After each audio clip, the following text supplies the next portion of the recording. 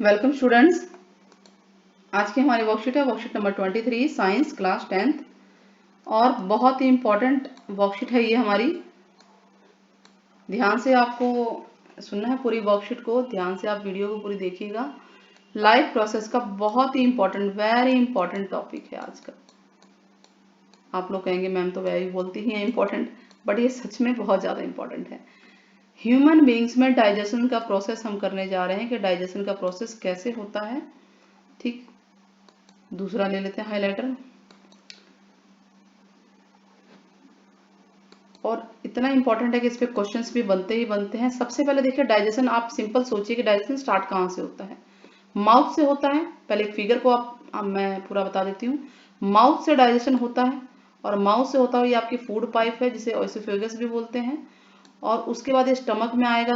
Stomach से आपकी small intestine है, यहाँ से होते हुए स्मॉल इंटेस्टाइन में, और उसके बाद ये आपके लार्ज इंटेस्टाइन में होता हुआ जो वेस्ट मटेरियल है वो बाहर हो जाएगा और उसमें जो भी यूजफुल चीजें हैं बॉडी को मिल जाती है, एब्जॉर्ब कर लेती है बॉडी। ठीक है, और जो जिसकी वजह से हमें एनर्जी, मिनरल्स, प्रोटीन्स, विटामिन सब कुछ चीजें मिलती हैं।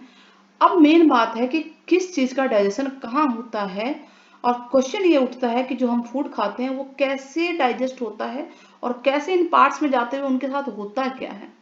तो चलिए स्टार्ट करते हैं। माउथ से जो डाइजेशन ऑफ फूड है वो माउथ से स्टार्ट हो जाता है। जैसे ही आप फूड को खाएंगे, बाइट करते हैं और उसके बाद उसको चबाना शुरू करते हैं, तो आपके माउथ में क्या आता है? स्लाइवा आता है ना, लार आती है। वो स्लाइवा खाने के साथ मिक्स हो जाता है, तो माउथ में जो फूड है ब्रेक डाउन होता है। तो सबसे पहले कहाँ ब्रेक डाउन होता है फूड? माउथ में, क्योंकि हमारे माउथ में स्लाइवा होता है, लार होती है और उसमें कुछ एंजाइम होते हैं। एंजाइम वो होते हैं जो हेल्पफुल होते हैं फूड के डाइजेशन में। तो स्लाइवा में कौन सा एंजाइम है, ये सारी चीजें आपको थोड़ी सी याद रखने वाली हैं कि स्लाइवरी एमिलेज, नाम से ही हो रहा है स्लाइवा, स्लाइवरी एमिलेज, यानी हमारे स्लाइवा में स्लाइवरी एमिलेज होता है जो कि जो भी खाना हम खाते हैं उसमें स्टार्च होता है। क्या होता है? स्टार्च। उस स्टार्च एक कॉम्प्लेक्स मॉलिक्यूल है, ठीक है, इसको ब्रेक करके शुगर में कन्वर्ट कर देता है। किसमें कन्वर्ट कर देता है? शुगर में कन्वर्ट कर देता है। यानी पार्शियल डाइजेशन स्टार्ट हो गया हमारे माउथ से, माउथ से हमारे स्टार्ट हो गया। अब माउथ से खाना ज्यादा देर तो मुंह में रहता नहीं है, आपने जितनी देर चबाया च्यू करके, उसके बाद ये ओएसोफेगस है जिसको फूड पाइप भी बोलते हैं, फूड पाइप बोलते हैं, एफ पी फूड पाइप लिख देते हैं हम इसे। ठीक है, फूड पाइप से होता हुआ आपके कहाँ जाएगा? स्टमक तक जाएगा।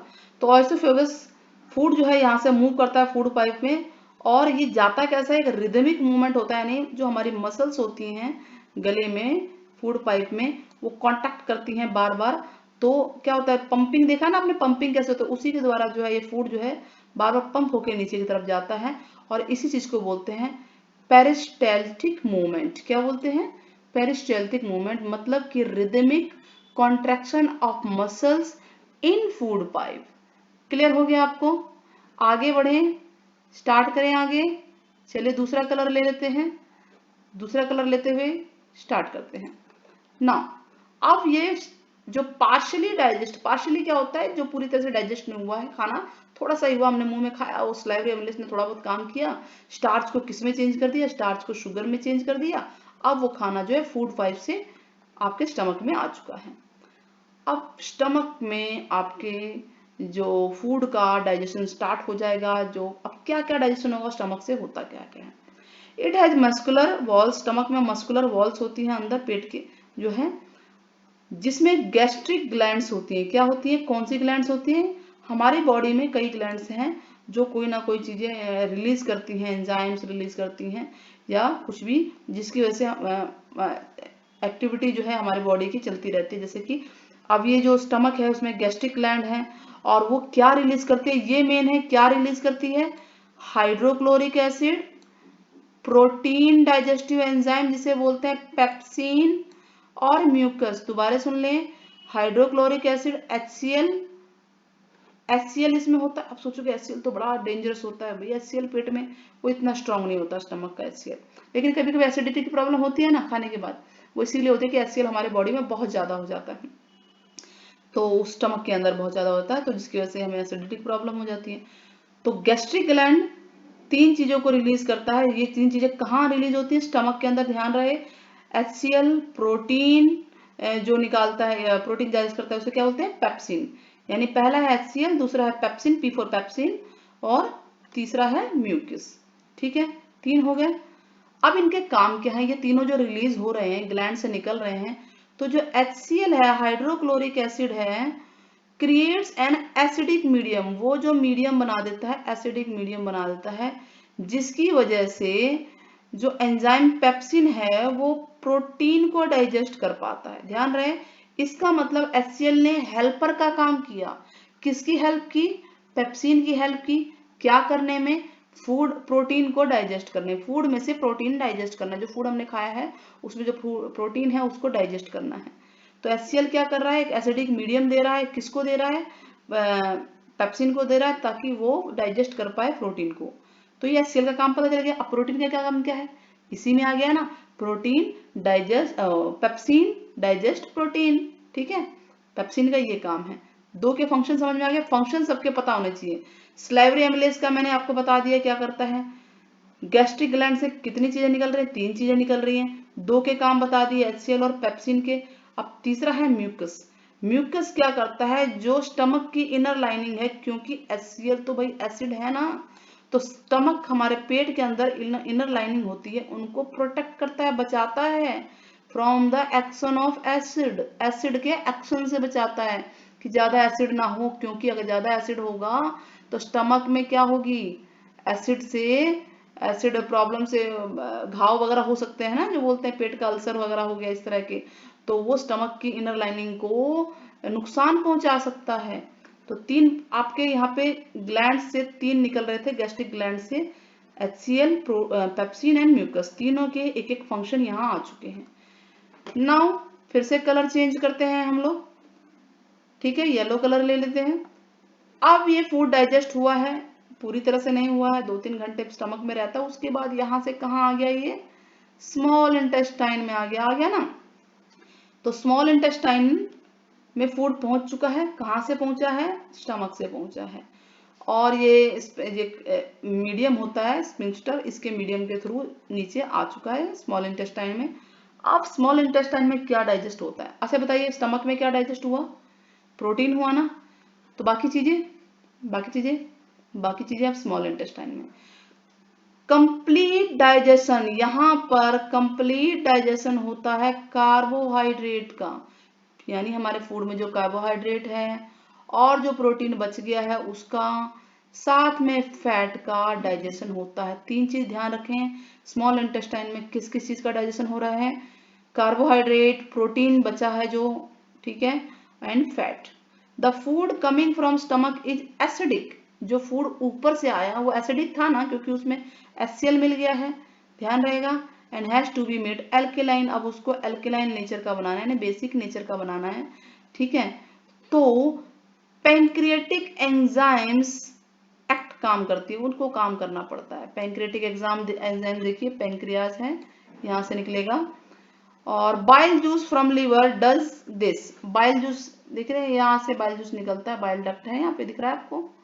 ठीक है, लीवर में है, गॉल ब्लैडर है यहाँ पे, ये एरो लगाओ, ये दिख रहा होगा आपको। ठीक है, फिगर में दिख लिया आपने। तो बाइल जूस को हाईलाइट करते हैं। From the liver does this in addition to acting on fats, यानी fats are present in intestine in the form of large globules. जो इंटेस्टाइन में फैट्स लार्ज, बड़े बड़े ग्लोबुल्स के रूप में होते हैं, which makes difficult for enzymes to act, जिसकी वजह से एंजाइम उन पे काम नहीं कर पाते हैं। तो जो बाइल जूस है उसमें सॉल्ट होता है, वो ब्रेक कर देता है उनको, छोटे छोटे छोटे टुकड़ों में ब्रेक कर देता है। अब ब्रेक कर दिया तो एंजाइम अपना काम करना शुरू कर देंगे, जिसकी वजह से एंजाइम अपना काम करना शुरू कर देते हैं।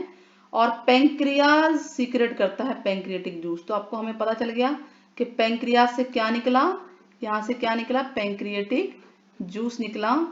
देखिए, जिसमें कौन सा एंजाइम होता है? ट्रिप्सिन। ध्यान रहे, ऊपर स्लेवरी एमिलेस आया था, पेप्सिन आया था, यहाँ ट्रिप्सिन आ रहा है। ट्रिप्सिन कौन, कहाँ से निकल रहा है? ये क्वेश्चन आ गया है। और ये डाइजेस्ट करता है प्रोटीन को, यानी प्रोटीन यहाँ भी डाइजेस्ट हो रहा है वहां भी, लेकिन वहां पे कौन कर रहा है, P4 पेप्सिन, और यहाँ पे ट्रिप्सिन कर रहा है। सिन तो इसमें भी आ रहा है, ऐसा ही दोनों में ध्यान रखना, और दोनों ही प्रोटीन को कर रहे हैं। नाउ लाइपेज क्या करता है, ये लाइपेज भी निकाला है, 2 एंजाइम्स निकले हैं पैंक्रियाज से, ठीक है। तो वो कौन से हैं, ट्रिप्सिन एंड लाइपेज। और लाइपेज का काम है जो फैट है उसको ब्रेक डाउन करना, फैट जो हमारे फूड के अंदर है। The walls of small intestine containing glands, जो वॉल्स होती हैं उसके अंदर भी ग्लैंड्स होती हैं हमारे स्मॉल इंटेस्टाइन में, और वो इंटेस्टाइनल जूस निकालती है, यानी वो भी जूस निकालती है। देखिए बहुत सारी चीजें आ चुकी हैं यहाँ पे, ठीक है। The enzymes present finally converted into protein, जो भी एंजाइम होते हैं जो इसके अंदर, वो क्या करते हैं, वो कन्वर्ट कर देते हैं प्रोटीन को अमीनो एसिड में, यानी जो प्रोटीन को हमने डाइजेस्ट किया था अब वो किस में चेंज हो गया है, अमीनो एसिड में हो गया है। और जो कॉम्प्लेक्स कार्बोहाइड्रेट थे वो ग्लूकोज में चेंज हो गया, और ग्लूकोज ही तो एनर्जी का काम करता है ना, जिसकी वजह से हम लोग काम कर पाते हैं। और फैट फैटी एसिड में हो चुका है और ग्लिसरॉल के रूप में। ये सारा इंटेस्टाइन जो जूस है उन्होंने काम किया है। तो digested food is taken by the walls of intestine, intestine की जो वॉल्स होती हैं वो डाइजेस्टेड फूड को ले लेती हैं। और इसके अंदर देखिए जो हमारी स्मॉल इंटेस्टाइन है उसमें ना फिंगर की तरह, फिंगर देख रहे हैं ना, फिंगर की तरह प्रोजेक्शन यूं ऊपर उठी हुई होती है, जिनको विली बोलते हैं। विली क्वेश्चन आता है, विली क्या होती है, कहाँ होती है, तो आप इसे बताएंगे स्मॉल इंटेस्टाइन में है, लार्ज में भी होती है। और ये किस तरह की होती है, फिंगर लाइक शेप होती है, और ये जब बड़ी होके उसका एरिया बढ़ा देती है, जिसकी वजह से एब्जॉर्प्शन का एरिया हमारा बढ़ जाता है। Villi richly supplied blood vessels होती हैं, यानी ब्लड की वेसल्स हैं ये, और ये एब्जॉर्ब कर लेते हैं फूड को और हर एवरी सेल तक, बॉडी पार्ट तक पहुंचवा देती है ये। तो इस तरह से हमने ये पढ़ा यहाँ तक, माउथ से oesophagus, stomach, small intestine. Now last में फिर से कलर चेंज कर लेते हैं हम लोग। लार्ज जो बच, अब डाइजेस्ट हो गया फूड का, ठीक है, डाइजेस्ट हो गया। अब वो फूड कहाँ जाएगा, लार्ज इंटेस्टाइन में जाएगा, और वहां पे जो अनअब्जॉर्ब फूड बच गया उस जो स्मॉल इंटेस्टाइन में था वो लार्ज इंटेस्टाइन में भेज दिया गया, जहां पे और विलीज हैं वहां भी है, और वो उसके अंदर का वाटर को एब्जॉर्ब कर लेती हैं। यानी फूड में अगर वाटर है तो उसको एब्जॉर्ब कर लेती हैं उस मटेरियल में से, और जो रेस्ट होता है उसको वेस्ट मटेरियल बोलते हैं, वो हमारी बॉडी के द्वारा बॉडी से बाहर आ जाता है, जैसे वॉशरूम के थ्रू, या हम सुबह जो फ्रेश होने जाते हैं। और किस पार्ट से बाहर आता है, एनएस से बाहर आता है, ठीक है। और यहाँ पर भी ये देखिए लास्ट में पार्ट से बाहर आता है, तो आप देख सकते हैं एनएस है ये, ठीक है। तो इस तरह से ये आप नीट एंड क्लीन डायग्राम बना सकते हैं, बहुत सुंदर डायग्राम है ये। और यहाँ पे 3 पॉइंट और बताए हैं। माउथ में कौन सा, स्लेवरी एमिलेज था ना, और वो क्या कर रहा था, स्टार्च को शुगर में कन्वर्ट कर रहा था। स्टमक में पेप्सिन था जो ब्रेक कर रहा है प्रोटीन को तो P4 प्रोटीन, P4 पेप्सिन। आगे ट्रिप्सिन, पैंक्रियाज से ट्रिप्सिन निकल रहा था, ये भी प्रोटीन को ब्रेक कर रहा है। और लाइपेज फैट को सिंपलर फॉर्म में ब्रेक कर देता है, बहुत सिंपल फॉर्म में। तो इस तरह से हमारे ये क्वेश्चंस के आंसर तो अभी हमने लगाए ही नहीं है, मीन्स कि हमारी ये वर्कशीट पूरी हो गई है, हमने इसको रीड करा दिया। अब इसको इरेज करते हैं। बच्चों अगर वीडियोस पसंद आती हैं तो चैनल को सब्सक्राइब करना ना भूलें, और साथ ही अपने फ्रेंड्स को ज़्यादा से ज़्यादा शेयर करें फ्रेंड्स में, ताकि वो भी हमारे चैनल से जुड़े और परिवार ऐसे बढ़ता रहे, उनको भी नई नई चीज़ें मिले, वीडियोस जो भी हम लोग लेकर आ रहे हैं वो भी नॉलेज इससे लें। चलिए स्टार्ट करते हैं क्वेश्चंस के आंसर। ले लेते हैं हाइलाइटर। पहला क्वेश्चन, इसी में सभी आंसर हैं तो इसको लिखवाने की जरूरत नहीं थी। पहला question, name any one enzyme present in our small intestine और राइट इट्स फंक्शन। सबसे पहले एक एंजाइम का नाम बताना है और उसका फंक्शन।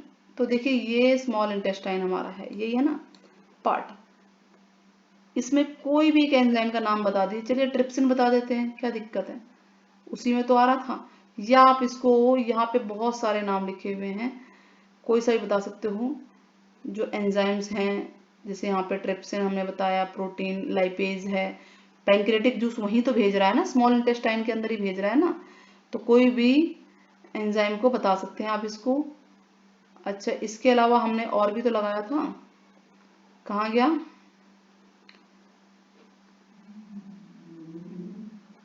आप ये सारा बता सकते हैं, ट्रिप्सिन, प्रोटीन, लाइपेज, ये सारा जो है, ट्रिप्सिन क्या कर रहा है, प्रोटीन को ब्रेक करता है, और लाइपेज फैट को। तो पहले क्वेश्चन में ये बता सकते हैं, नाम भी बता दिया और फंक्शन भी आ गया। इसके अलावा भी जो यहाँ पर है, देखिए ये रहा कि fat present are in intestine in the form of large globules which makes, देखिए पेंक्रियाज आपको ये पोजीशन भी दिखा देते हैं आपको। देखिए ये स्टमक है, इसी के नीचे की पोजीशन है, ये पोजीशन है, ठीक है। तो आप, ये आंसर हमारा फर्स्ट का हो सकता है, और इसमें कई सारे हैं, आप लिख सकते हैं, 2 इसमें फंक्शन बन गए। Question number 2, what is meant by peristaltic movement, कहाँ आया था बताइए?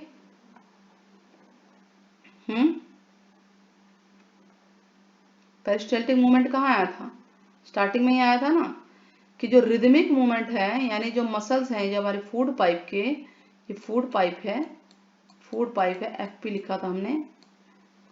तो पेरिस्टैल्टिक मूवमेंट का मतलब होता है rhythmic movement, rhythmic contraction of muscles, ठीक है, इन द फूड पाइप। तो ये क्वेश्चन नंबर 2 का आंसर हो गया, ठीक है। तो इसका मीनिंग समझ में आ गया।